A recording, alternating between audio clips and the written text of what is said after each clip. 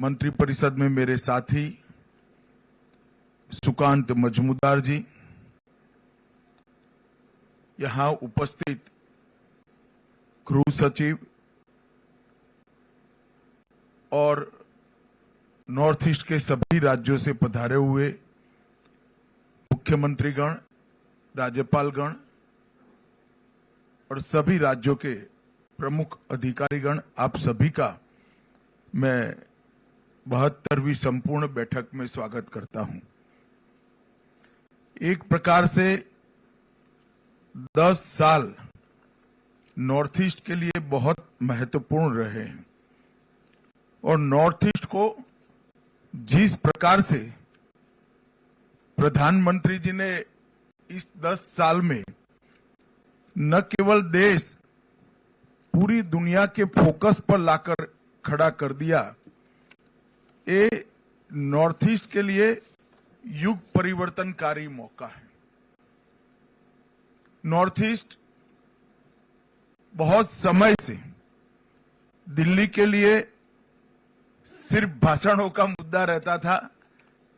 प्रधानमंत्री जी ने अपने विजन से, अपने संवेदनशीलता के कारण नॉर्थ ईस्ट को विकास के फोकस में लाकर रख लिया। एक और तो इस 10 साल में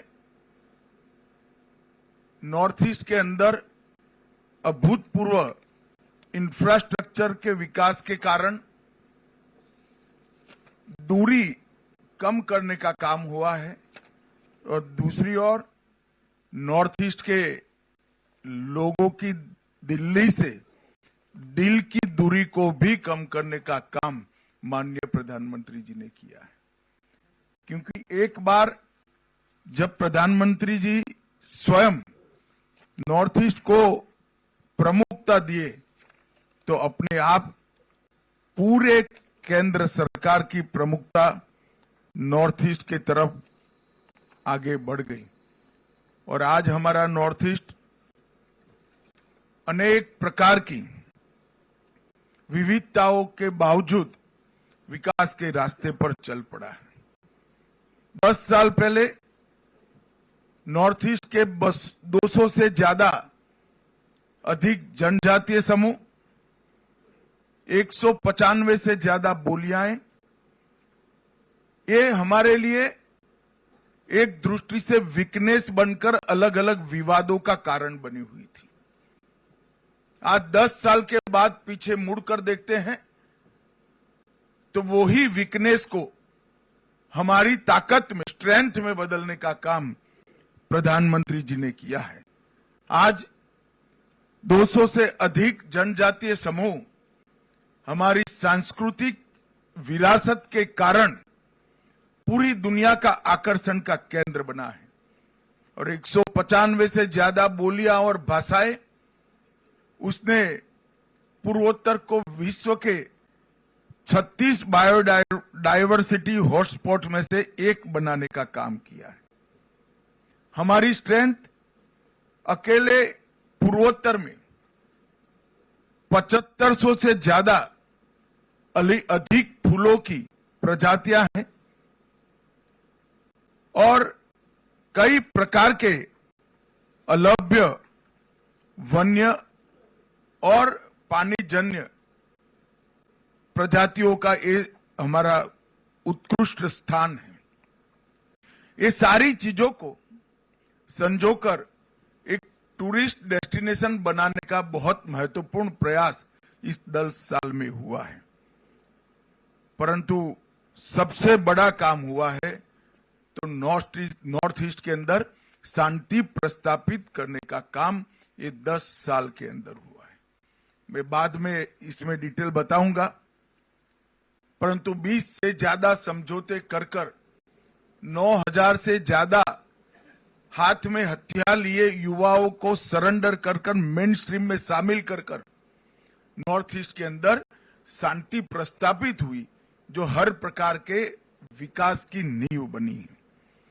और अभी अभी प्रधानमंत्री जी अष्टलक्ष्मी कंसेप्ट को एक और ताकत देने के लिए दिल्ली के कार्यक्रम में गए और अब ये अष्टलक्ष्मी कंसेप्ट पूरी दुनिया, पूरा देश स्वीकार कर रही है।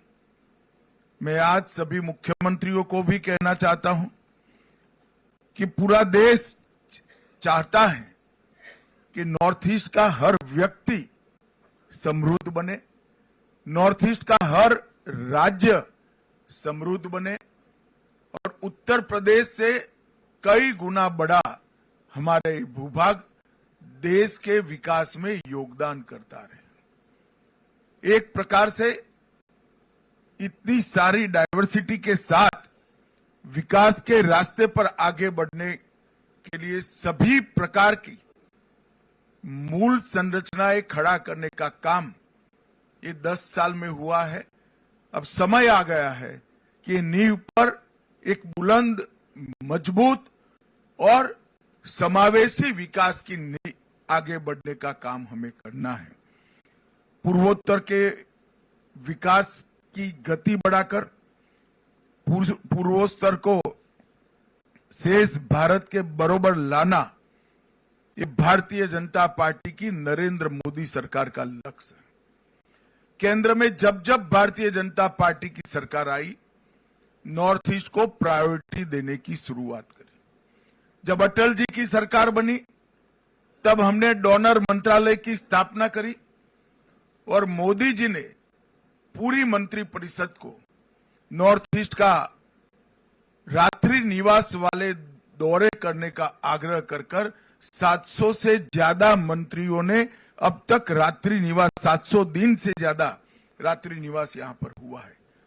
प्रधानमंत्री स्वयं 65 बार आए हैं और हर बार कोई न कोई तोहफा नॉर्थ ईस्ट के लिए लेकर आए।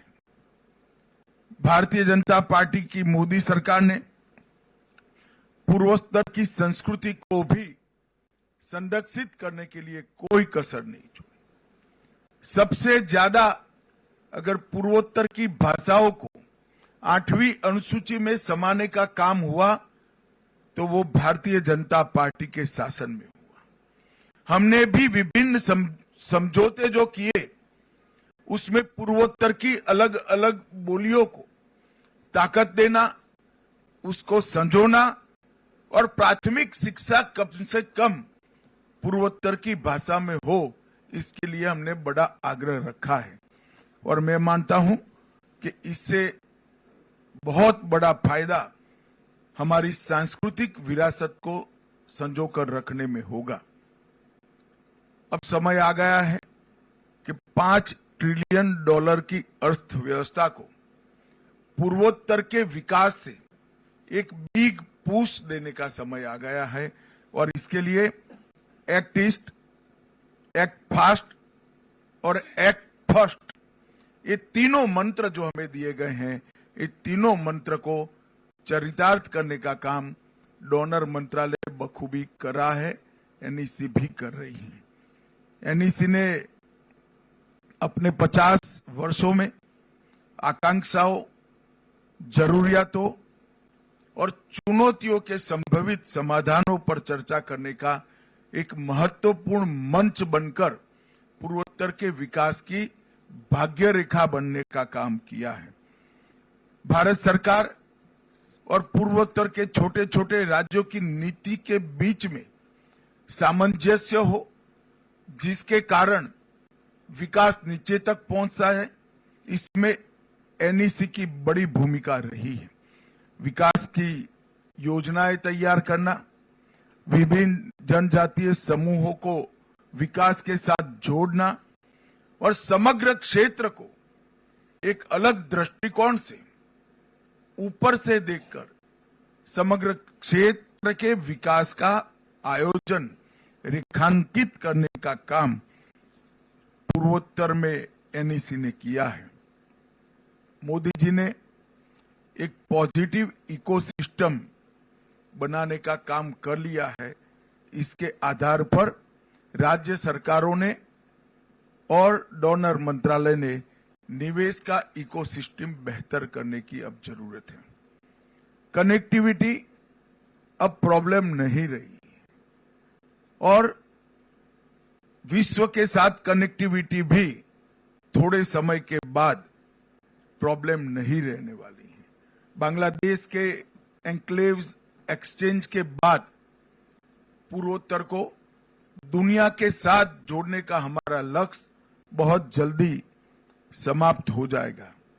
पूर्वोत्तर में एक औद्योगिक इकोसिस्टम इससे दृढ़ होगी और पूरी दुनिया का बाजार यहां पर निवेश करने वालों के लिए खुलेगा और इसके लिए हर राज्य ने भी अपने प्रयास मजबूत करने पड़ेंगे। भारत सरकार भी सभी इन्वेस्टरों को पूर्वोत्तर की ओर आने के लिए प्रेरित करती है। अभी केंद्रीय मंत्रिमंडल ने सेमीकंडक्टर और डिस्प्ले व निर्माण की इकोसिस्टम के विकास के लिए 3 सेमीकंडक्टर यूनिट नॉर्थ ईस्ट में स्थापना करने का निर्णय लिया। इनमें से एक इकाई Tata semiconductor assembly and test private limited लगभग 27,000 करोड़ के इन्वेस्टमेंट से आसाम में आने वाली है। वो अब तक का सबसे बड़ा इन्वेस्टमेंट होने वाला है और इसके साथ साथ 20,000 प्रत्यक्ष रोजगार और 60,000 अप्रत्यक्ष रोजगार खड़े होंगे। इस फ्यूचर पोटेंशियल को ध्यान में रखकर भारत सरकार का शिक्षा विभाग नॉर्थ ईस्ट की यूनिवर्सिटियों के साथ बैठकर इसी प्रकार के शिक्षा से लैस, ज्ञान से लैस युवा तैयार हो, इसके लिए भी कोर्स की निर्मित कर रहा है, जिससे जो जॉब जनरेट होंगे इसका सबसे बड़ा फायदा हमारे नॉर्थ ईस्ट के 8 राज्यों को मिले।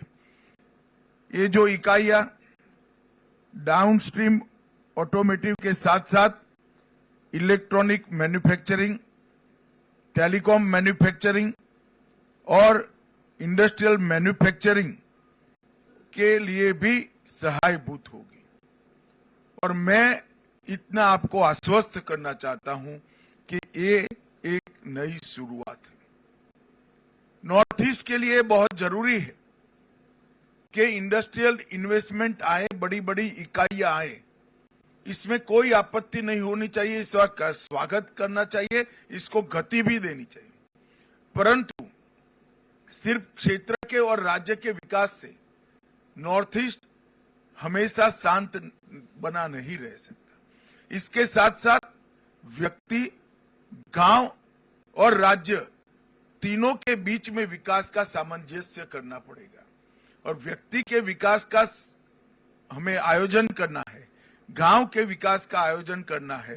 तो इंडस्ट्रियल डेवलपमेंट के साथ साथ इसके पहले की एनईसी की बैठक में मैंने कहा था, दूध, सब्जी, अंडे, मछली और मांस, इसमें स्वावलंबन लाए बगैर हमारे पास कोई चारा नहीं है। यही चीजें हैं, ऑर्गेनिक प्रोडक्ट, दूध, सब्जी, अंडे, मांस, यही चीजें हैं जो व्यक्ति के विकास का कारण बन सकती हैं।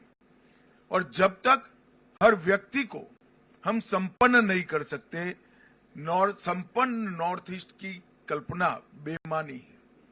हो सकता है राज्य का जीएसडीपी बढ़ा ले हम, मगर व्यक्ति का संतोष और व्यक्ति के विकास की कल्पना, ये सभी चीजों से हमने करनी पड़ेगी। और टूरिज्म, कनेक्टिविटी की बहुत उपलब्धता के कारण सॉफ्टवेयर निर्माण के भी यहाँ ढेर सारे मौके पड़े हैं। नेचुरल कोर्स में पूरा नॉर्थ ईस्ट ऑर्गेनिक खेती करता है।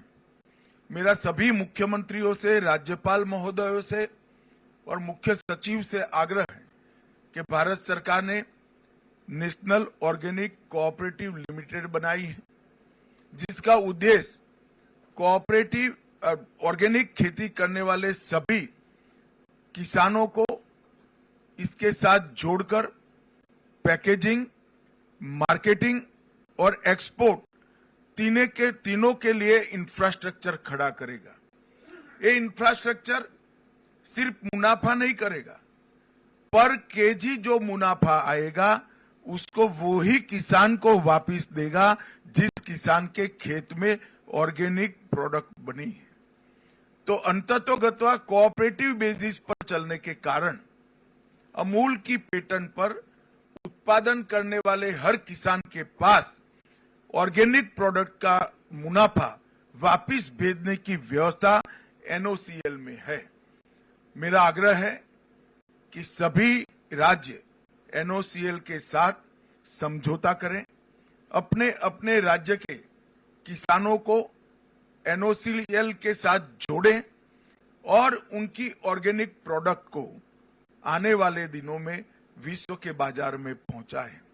भारत सरकार ने नॉर्थ ईस्ट में पहले हर राज्य में 3 और आसाम जैसे राज्य में हर जिले में 1 ऑर्गेनिक सर्टिफिकेशन लैब प्रस्तापित करने का निर्णय लिया है, जिसके माध्यम से भूमि और कृषि उत्पाद दोनों का विश्वसनीय ऑर्गेनिक सर्टिफिकेशन होगा। भारत ब्रांड ऑर्गेनिक प्रोडक्ट वो लॉन्च कर दिया गया है और वो ब्रांड के साथ ये विश्व के बाजार में जाएगी।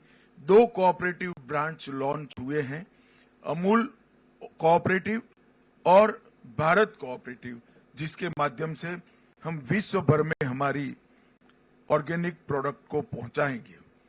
कनेक्टिविटी के लिए जो कुछ करना बाकी है वो हमारी प्रायोरिटी का विषय है और मैं भारत सरकार की ओर से आपको आश्वस्त करना चाहता हूं कि आईटी की कनेक्टिविटी यहां पर बहुत अच्छे तरीके से हो जाएगी और फिर यहां पर सॉफ्टवेयर निर्माण के लिए भी एक बहुत बड़ा पोटेंशियल यहां पड़ा है।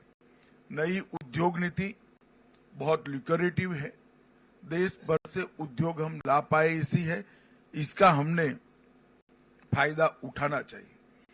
मिशन पाम ऑयल ये नॉर्थ ईस्ट के सभी राज्यों के विकास का एक बहुत बड़ा रास्ता बनने की संभावनाएं मिशन पाम ऑयल के अंदर पड़ी है। देश के अंदर तिलहन का उत्पादन कम है, हम अभी भी एडिबल ऑयल के क्षेत्र में आत्मनिर्भर नहीं है। ये मिशन पाम ऑयल ही हमें आत्मनिर्भर कर सकता है और इसके लिए गुजरात में कुछ जगह टिश्यू कल्चर के प्रयोग भी हो रहे हैं, जो पर्याप्त मात्रा में ज्यादा प्रोडक्ट देने वाले पाम के पौधों का निर्माण भी करेंगे और यहां पर देने का काम भी करेंगे और किसानों को क्रूड पाम ऑयल के मूल्य पर 2% डिफरेंशियल देने का भी भारत सरकार ने आयोजन करा है। अब तक पूर्वोत्तर क्षेत्र में 10 नई तेल मिलों का विकास करने का प्रस्ताव है। मुझे लगता है कि ये हमें फायदा कराएगा। सुरक्षा के क्षेत्र में हमने मल्टी डायमेंशनल अप्रोच यहां पर अपनाया है। हर राज्य की एक विशिष्ट रणनीति बनाकर हम 10 साल में आगे बढ़े और इसका परिणाम है कि पुलिस, आर्मी, असम राइफल और केंद्रीय पुलिस बल ये सब ने इकट्ठा मिलकर यहां पर एक बहुत अच्छी व्यवस्था करने में सफलता पाई है, जिसके चलते हिंसक घटनाओं में 31% कमी और नागरिकों की मृत्यु में 86% की कमी ये 10 साल में हमने सिद्ध की है। लगभग 10,574 विद्रोही सरेंडर हुए हैं और कई सारे समझौते किए।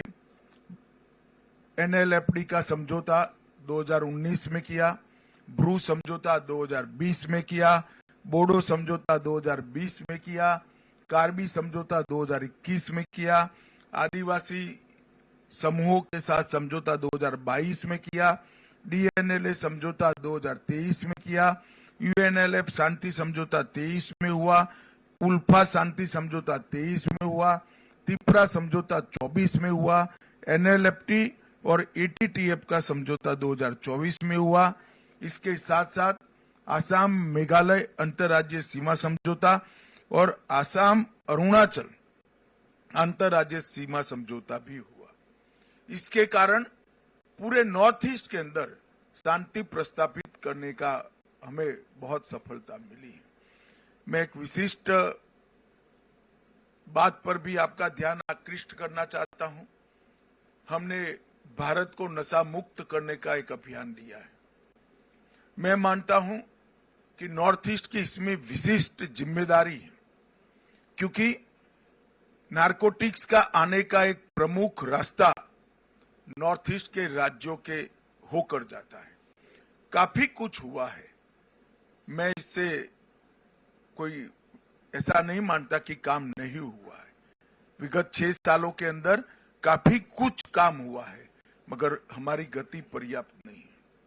मेरा आग्रह है सभी मुख्यमंत्री और राज्यपालों से कि आप सभी लोग हमारी जो जिले की निगरानी समिति बनाई है, उसको कितनी बैठकें जिला लेवल पर होती हैं, उस पर पूरा बल दीजिए, उसको मॉनिटर करिए और नॉर्थ ईस्ट को पूरे भारत के लिए नारकोटिक्स के रास्ते का जो कलंक लगा है, वो कलंक को हमें मिटाना चाहिए। नशा आने वाली पीढ़ियों को खोखला करता है और हमने पूर्णतया से भारत को नशा मुक्त बनाने का काम करना है और ये मिशन, उसमें नॉर्थ ईस्ट बहुत बड़ा योगदान कर सकता है।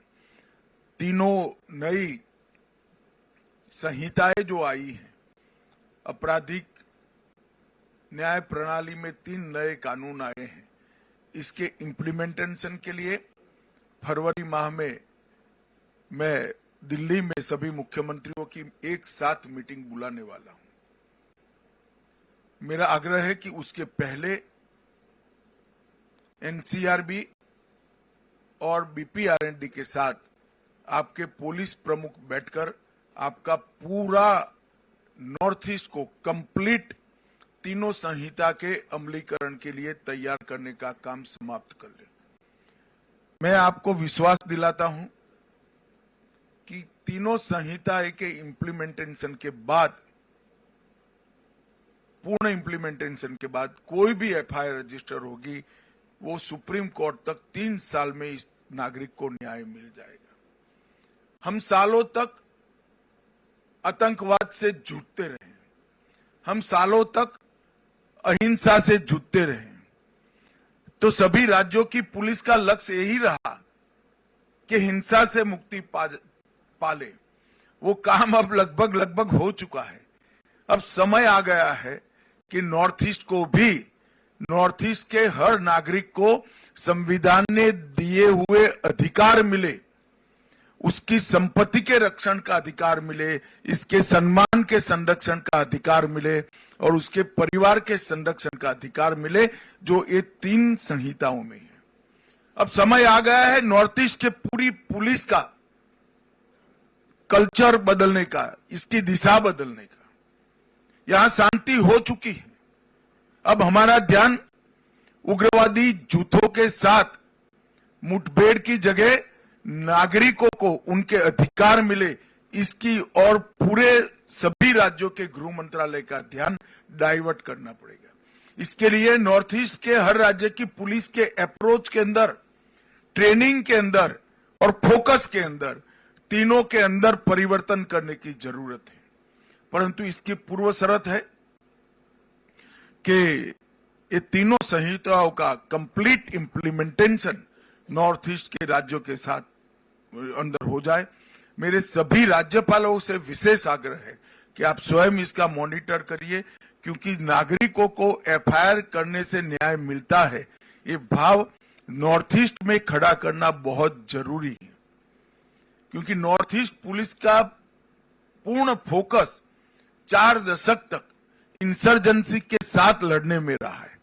अब इंसर्जेंसी नहीं है, तब नागरिक के अधिकारों को हमने प्रस्थापित करना चाहिए। मैं फिर से रिपीट करना चाहूंगा, पुलिस की ट्रेनिंग, पुलिस का फोकस, ये दोनों हमें बदलना पड़ेगा, तभी जाकर हम संविधान दत्त अधिकार जो पूरे देश के नागरिकों को मिले हैं वो नॉर्थ ईस्ट के नागरिकों को दे पाए। पीएमडीआई अब तक 6600 करोड़ रुपए की योजनाएं हैं। नागालैंड और कुछ योजनाएं एकदम पाइपलाइन में है।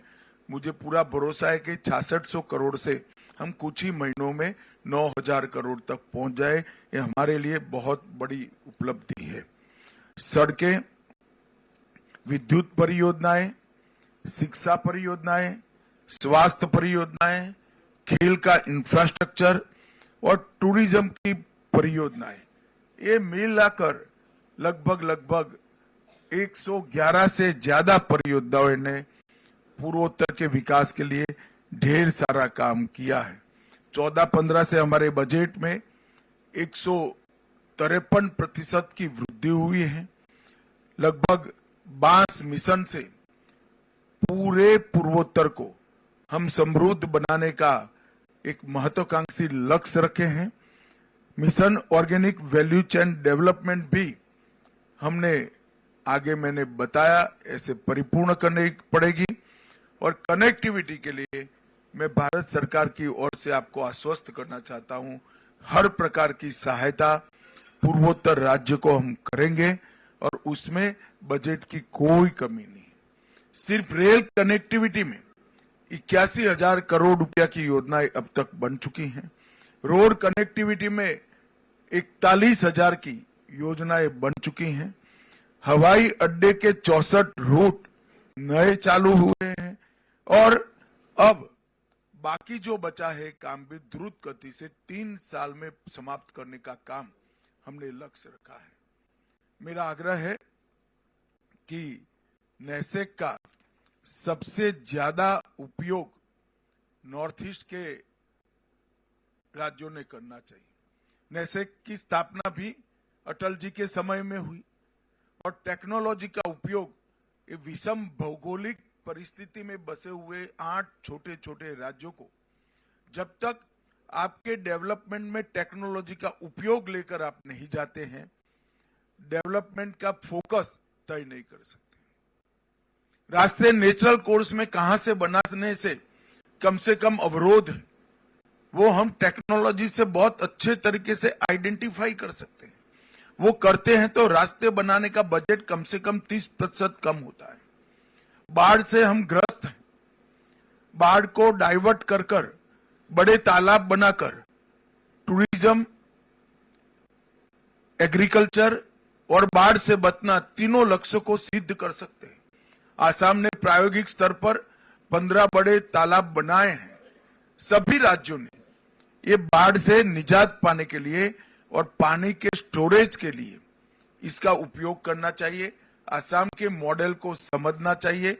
मैं चाहूंगा कि एनईसी भी आसाम के मॉडल को बाकी सारे राज्यों में जहां जहां प्लेन जगह उपलब्ध है वहां पर बड़े तालाब बनाकर टूरिज्म, इरिगेशन, ड्रिंकिंग वाटर और बाढ़ से निजात, ये चारों लक्ष्य को सिद्ध कर सकते हैं।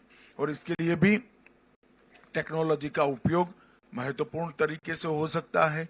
टेक्नोलॉजी के उपयोग से भ्रष्टाचार भी कम होता है और टेक्नोलॉजी से उपयोग से डीबीटी को भी हम आगे ले जा सकते हैं। आज नेसेक की भी मीटिंग है, बहुत सारी चीजें पहले तय हुई हैं। मैं यहां आने से पहले देख कर आया हूं, बहुत अच्छा इम्प्लीमेंटेशन हर राज्यों ने करा है। एक छोड़कर सभी राज्यों के मुख्यमंत्री ने अपनी ऑफिस से ही नेसेक के साथ किसी को जोड़ने का काम किया है। इससे इन कामों को गति मिली है। अंत में मैं इतना ही कहना चाहता हूं, पूर्वोत्तर शांत होना पर्याप्त नहीं है, पूर्वोत्तर को समृद्ध करने का हमारा लक्ष्य होना चाहिए। पूर्वोत्तर शांत और समृद्ध होना भी पर्याप्त नहीं है। पूर्वोत्तर की हमारी विविधता की जो पहचान है, सांस्कृतिक पहचान है, कला की पहचान है, साहित्य की पहचान है और भाषाओं का अस्तित्व, इसको संजो कर रखना न केवल पूर्वोत्तर, पूरे देश के लिए महत्वपूर्ण है, क्योंकि भाषाएं, संस्कृति हमेशा से हमारे देश की बहुत बड़ी धरोहर रही है। मैं आपको विश्वास दिलाता कि मोदी जी के नेतृत्व में मैं, सिंधिया जी और सुकांत मजूमदार जी तीनों आपके एडवोकेट बनकर भारत सरकार में आपकी हर समस्या के लिए खड़े हैं।